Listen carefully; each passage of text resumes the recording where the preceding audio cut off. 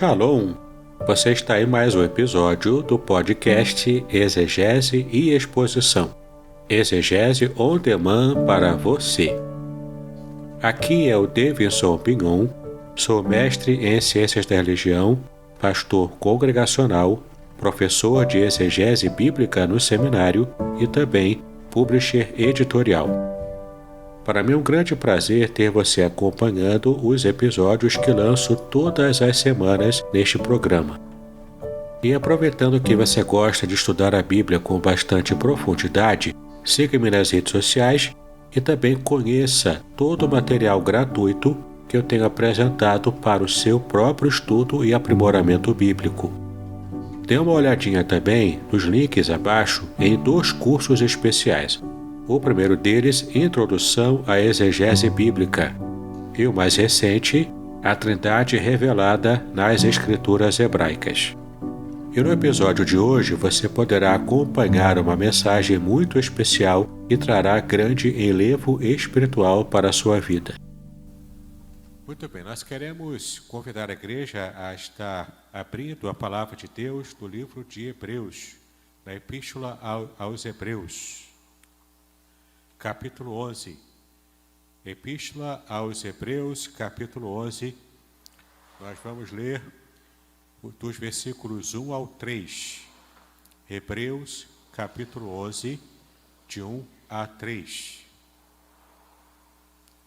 Assim nos diz a palavra do Senhor: Ora, a fé é o firme fundamento das coisas que se esperam, e a prova das coisas que se não veem. Porque por ela os antigos alcançaram testemunho. Pela fé, entendemos que os mundos pela palavra de Deus foram criados, de maneira que aquilo que se vê não foi feito do que é aparente. Eu quero ler novamente o primeiro versículo. Ora, a fé é o firme fundamento das coisas que se esperam e a prova das coisas que não se veem. Amém? Que Deus nos abençoe com a leitura da sua palavra, também com a meditação que nós faremos agora nela. Queridos, nós muitas vezes usamos uma palavra muito comum em nossa igreja, em nossa devoção diária, em nossa vida cristã. E essa palavra muito corriqueira, muito comum, é a palavra fé. Mas nem sempre conseguimos mensurar o que a Bíblia realmente revela sobre todas as nuances do significado dessa palavra, a palavra fé. Uma palavra pequena, uma palavra de apenas uma sílaba. Uma palavra que, de fato, faz toda a diferença na nossa vivência, na nossa forma de querer adorar, de querer servir ao Senhor. Mas a palavra fé, mais do que apenas uma palavra, ela demonstra uma atitude que nós precisamos ter para que possamos realmente agradar o Senhor. E esse texto, esse primeiro versículo em especial, ele nos dá a definição bíblica de fé. Eu quero trazer para vocês, então, um pouco dessa forma bíblica de entender como funciona a nossa fé e como devemos agradar ao Senhor com uma fé que, de fato, seja uma fé que esteja se encaixando às expectativas que o Senhor tem para com a vida de cada um de nós. Mas antes eu quero lembrar aos irmãos que recentemente nós temos acompanhado um processo de cancelamento de uma cantora evangélica que se posicionou recentemente com uma opinião que tem causado polêmica, porque de fato ela se colocou contra uma pressão social que se tem feito hoje em dia. E isso vem muito a propósito com essa palavra que estamos estudando hoje, que estamos meditando agora. Por quê? Porque ela está sendo agora cancelada, perseguida, criticada por causa de uma posição de fé que ela assumiu.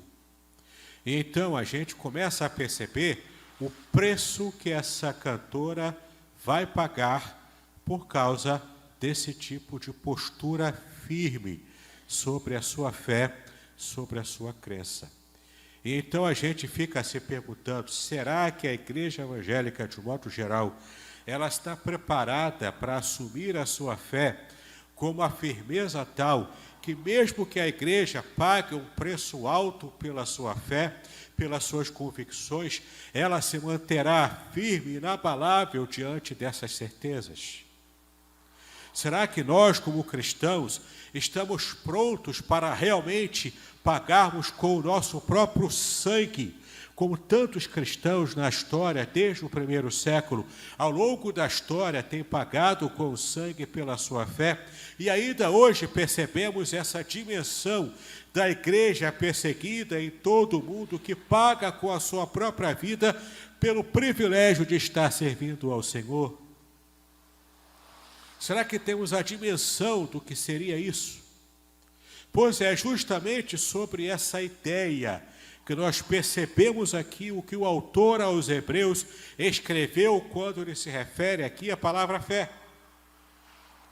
Nós não sabemos quem foi o autor aos Hebreus. Talvez a melhor aposta, mais tradicional, seja que tenha sido mesmo o apóstolo Paulo. Mas há controvérsias. Há controvérsias sobre o verdadeiro autor da carta. Mas, na verdade, essa informação, ela perde importância quando levamos em conta o conteúdo do que está nessa carta. A carta aos cristãos hebreus, ou em outras palavras, se quisermos nos referir a eles como nós usamos hoje a nomenclatura atualmente, são os judeus messiânicos, os judeus que aceitavam Cristo como Messias logo no primeiro século. Eles estavam, portanto, querendo viver o cristianismo, mas já estavam pagando um preço altíssimo, assim como todos os cristãos em outras localidades, inclusive de outras nacionalidades. Eles estavam sendo perseguidos inicialmente por causa da fé em Cristo, porque eles ousavam crer no Senhor Jesus, naquilo que Ele falou, naquilo que Ele ensinou, e também ousavam pregar a morte e ressurreição do Senhor Jesus Cristo. Estavam pagando um preço alto porque queriam ser testemunhas fiéis daquilo que eles haviam visto, ouvido e crido também. Eles não queriam simplesmente abandonar a fé, mas eles estavam à vontade com essa postura de, inclusive, serem martirizados, caso isso fosse necessário, mas não arredariam o pé de estar testemunhando e proclamando a verdade que eles haviam recebido. Eram, portanto, judeus, eram hebreus, que continuavam com a sua fé intacta, com as suas práticas judaicas ainda, obedecendo a lei de Moisés ainda, mas tinham no seu coração a fé no Senhor Jesus, o Messias, o próprio Deus encarnado, e não abririam mão disso. E é claro, esse texto aqui, esse primeiro versículo que nós lemos, ele tem um contexto. E precisamos entender qual seja esse contexto, para que nós possamos pegar, então, o fio da meada e entender o contexto do que o autor aos Hebreus escreveu. Precisamos voltar um pouquinho, lá no capítulo 10, versículo 32. Hebreus, capítulo 10, versículo 32, que diz o seguinte: lembrai-vos, porém, dos dias passados, em que, depois de serdes iluminados, suportastes grande combate de aflições. Aqui ele se refere às perseguições que esses irmãos nossos estavam sofrendo, porque foram iluminados com a fé no Senhor Jesus, entenderam finalmente que o Senhor Jesus era o Messias enviado por Deus para a salvação da humanidade. Versículo 33, em parte fostes feitos espetáculo com vitupérios e tribulações, e em parte fostes participantes com os que assim foram tratados.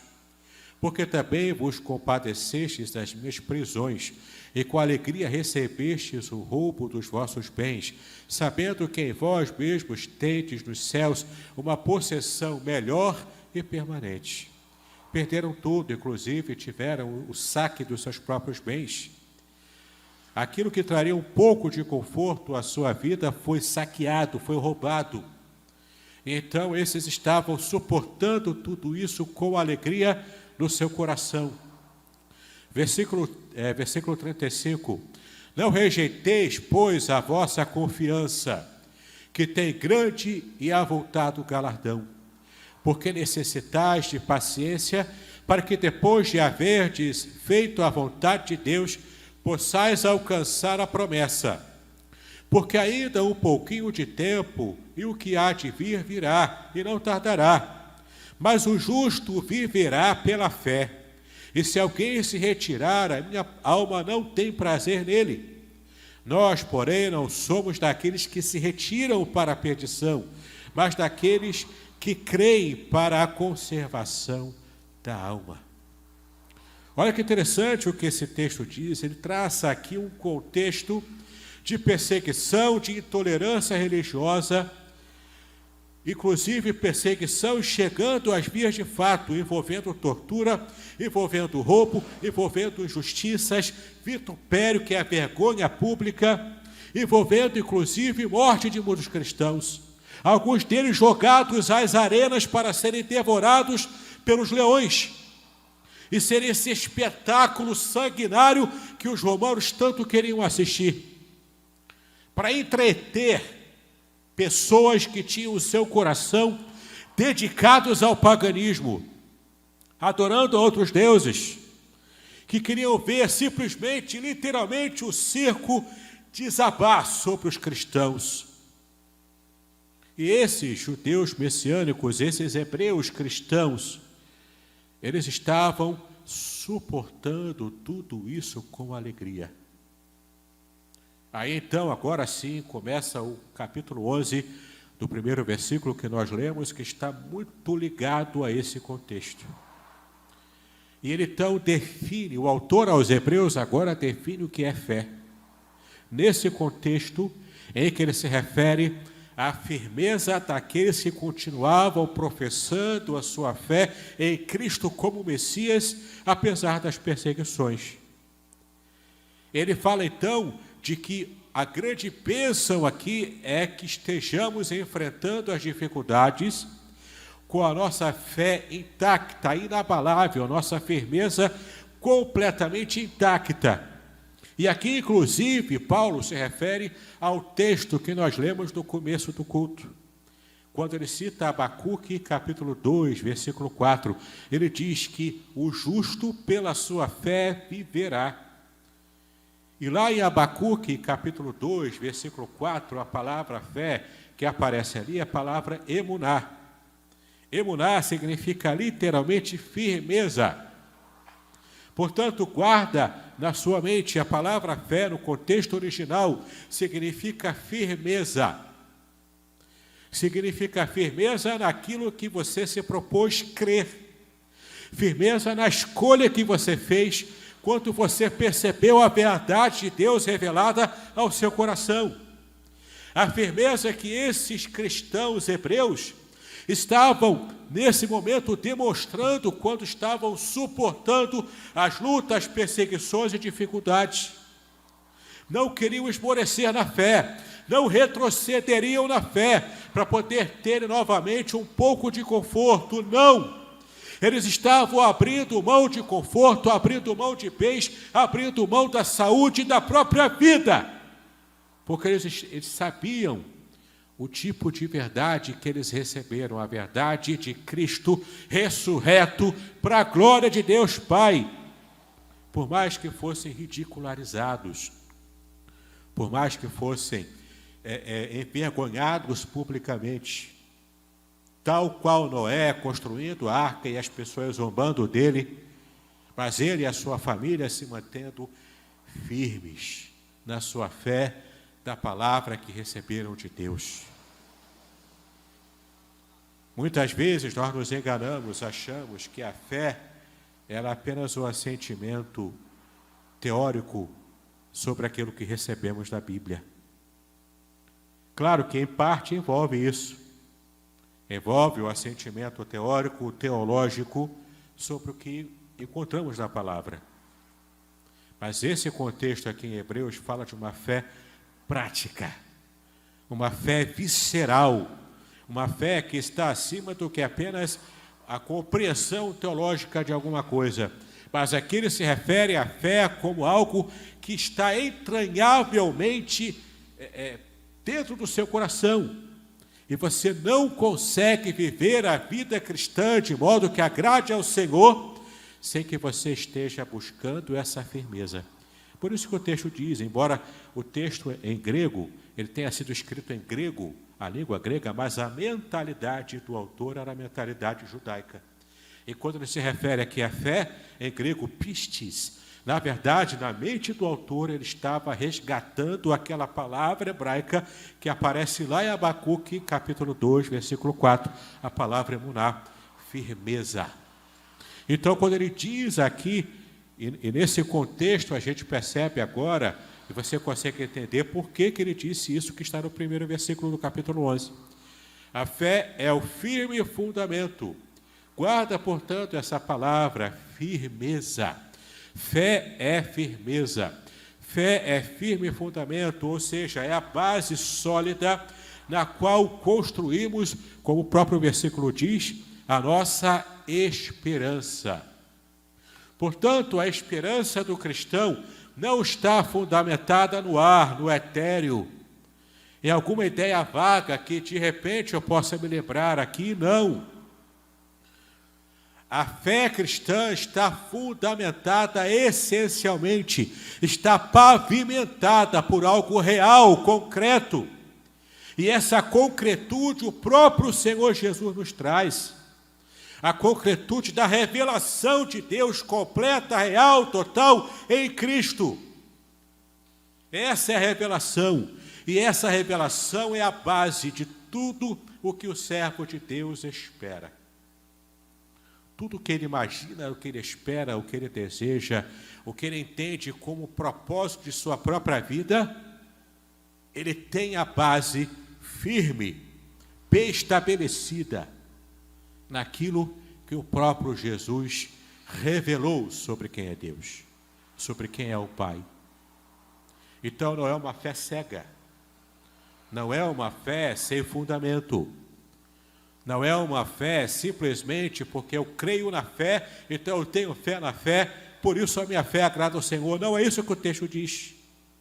Essa fé tem fundamento, essa fé está fundamentada completamente em Cristo. E por isso a nossa esperança, o que eu espero lá para frente, e que ainda vai se realizar, me traz uma certeza hoje. Hoje eu tenho uma certeza inabalável daquilo que eu espero na frente. Por quê? Porque eu recebi a graça de Deus, o dom de Deus de me manter firme, mesmo que eu esteja sendo perseguido pela minha fé. E nessa firmeza, o texto continua no versículo 2. Porque por ela, pela fé, por essa firmeza, os antigos alcançaram testemunho. Então esse texto segue com aquela galeria especial, a galeria da fé do Antigo Testamento. Aqui ele vem com duas sessões, chamadas também de sessões pela fé. Duas sessões de pela fé, tendo um intervalo no meio delas. Nessas sessões de pela fé, o autor vai colocando vários personagens.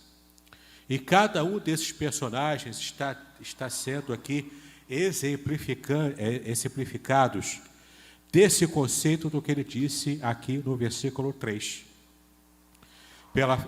Versículo 3. Pela fé entendemos que os mundos pela palavra de Deus foram criados, de maneira que aquilo que se vê não foi feito do que é aparente, ou seja, pela fé, por essa firmeza, por essa certeza, eu creio que o que eu ainda não estou vendo hoje, mais tarde, pela fé, eu entendo que vai ser concretizado. E aqui ele cita um exemplo muito interessante logo no começo. Quando Deus idealiza a criação, Ele planeja a criação, Ele tem um processo para exercer a criação do céu e da terra. Lá em Gênesis, Ele faz a criação em 6 dias. E no 7º dia Ele descansa. Tem um processo, tem um planejamento divino para poder criar o mundo, para poder criar o universo. E nesse planejamento divino, enquanto Ele estava fazendo, a ideia aqui é de que no processo da criação, o mundo ainda não existia concretamente, mas na mente de Deus, ele já existia. Ele, portanto, estava colocando em ordem aquilo que ele já havia determinado desde a eternidade. O autor então está dizendo, pela fé, nós também podemos vislumbrar algo que eu não estou vendo ainda, que eu não consigo perceber, mas que eu sei que existe, e no momento certo será concretizado na minha vida. E você percebendo aqui o contexto, na própria galeria da fé, tantos personagens do Antigo Testamento são mencionados aqui. Nessa galeria da fé, ele fala justamente sobre aspectos que esses personagens esperavam, e ainda que não tivessem visto a concretude do que esperavam, eles sabiam que, de alguma forma, Deus é fiel e não os deixaria na mão. Abraão, por exemplo, recebeu a promessa de ser pai de uma grande multidão. Ele não viu essa promessa se cumprir. Ele só viu 2 filhos. Ele só viu, primeiro, Ismael, não era propriamente o filho da promessa, mas ainda assim foi incorporado à bênção divina, e depois Isaque, propriamente o filho da promessa. Ele viu apenas Isaque. Mas olha como Deus cumpriu a sua promessa para Abraão, ainda que ele não tenha visto em vida terrena. Percebemos aqui nessa galeria pessoas que creram, não porque viram, mas pessoas que creram e depois, de fato, perceberam e foram alvos dessas bênçãos divinas. É o que o autor está dizendo aqui.